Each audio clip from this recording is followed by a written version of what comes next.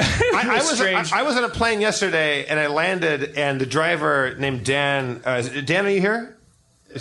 You are? Dan Kogan? Is he here? Are you like Hodor from Game of Thrones? Hodor. Dan! Hodor. It's not his name. It's just a sound he makes. Anyway. Dan! Dan, love. I flew in before you did, and our driver, Dan Kogan, said, Dan, I'm picking him up in an hour or two.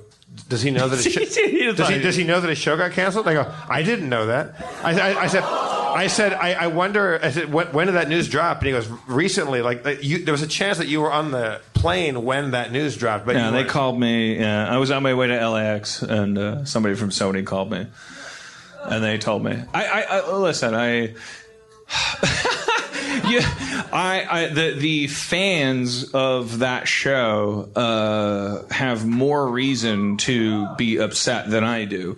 I can go try to create another show, and also I got paid for every minute I cared about that show. And a lot of you, I don't know what you're plotting, but capitalism. The trickle down. The people that are most devastated are people that put unpaid labor into the show. It said I'm hashtagging this. I'm getting a tattoo of this. I love this show. They didn't get compensated for it. They had a relationship with the show. Were there community tattoos? Oh, sure, there was community. Does anybody here have a community related tattoo? You don't have to be ashamed. I always have mixed feelings about the tattoo thing. Like somebody will show me like a Rick and Morty tattoo, and I'll go, I'm not sure.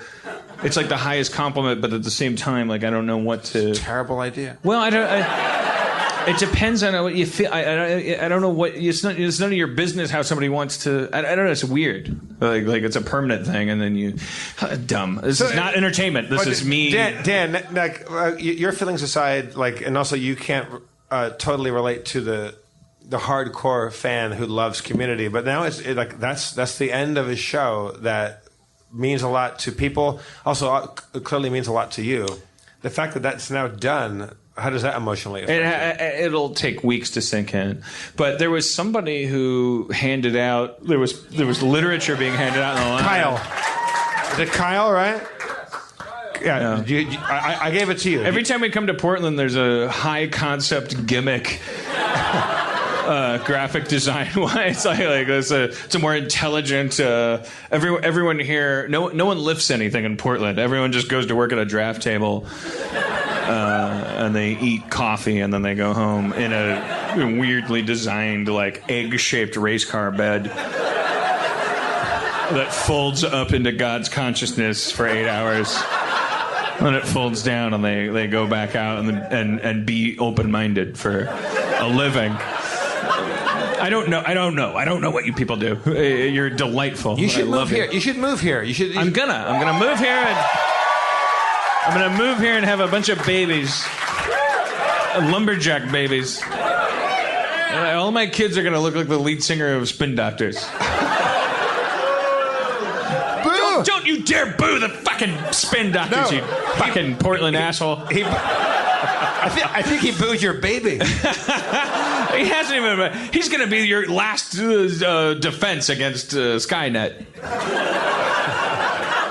He's going to have a microphone in one hand and an axe in the other, and don't you dare boo Conor Harmon, Portland native Conor Harmon. I remember when I was 10 years old, as I've said before on the show, I was as a kid, I was in The King and I, this play with Yul Brynner, and we toured the country, and we did Broadway, and then he died. But when I was 10, I don't know why that's funny, but I love that you... If Jeff asked you to be part of his next Broadway production, as tempting as it is, just say no. You got to die. But when I was 10, we did the... is it the Fitzer, the Spitzer, the Flitzer? Schnitzer? The Schnitzer. The Fister. Hey, Scoot. Scoot, are you... where's Scoot? Oh, there you go. Okay, thank you. So anyway, as a kid, thank you, Scoot. We played at the Schnitzer or the Fister or the Flister or whatever the fuck. And I was on tour with Ryan Stiles and Greg Proops and Chip Eston. We tour with Who's Live, like a Who's Line kind of thing. And I walked in there, and oh fuck, I think I played in this theater when I was 10, and this is 20 years or 25 years later. And the doorman there, I said, I was here as a kid. And he goes, yeah. He goes, your name's Jeff. And it was the fucking doorman when I was a kid. He goes, oh, boy. He goes, do you want me to walk you to your old dressing room? And he just started fucking me. Better than you've ever been fucked. Not true. New York not style. True. It's not true. East Coast style.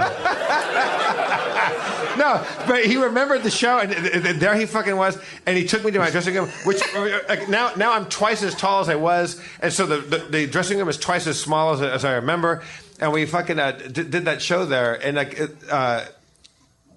fuck, what's the point of my story? Oh, I remember now. So we would do matinees, and I had kind of a page boy haircut because I played like a little British kid, and I had makeup on because it was a theater show, and I was 10, and I went into a McDonald's with my brother, who did not have makeup on, but we went in there to a McDonald's here in Portland.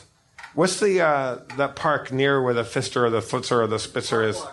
Yeah, there was a McDonald's there, and I fucking roll in there at 10 years old, and the guy goes, "What can I get you, ladies?" But he didn't have makeup on. I was like, "We're boys," and he goes, "Well, what can I get you?" I was like, "You motherfucker." I was like, just because I'm wearing makeup at 10 a.m. doesn't mean I'm gay or a girl. I've never forgiven Portland for that. I think it's why you and that gay guy got in a fight tonight. I didn't get in a fight. I left. You got in a fight. I didn't get in a fucking fight. I was hunched over Chimay, like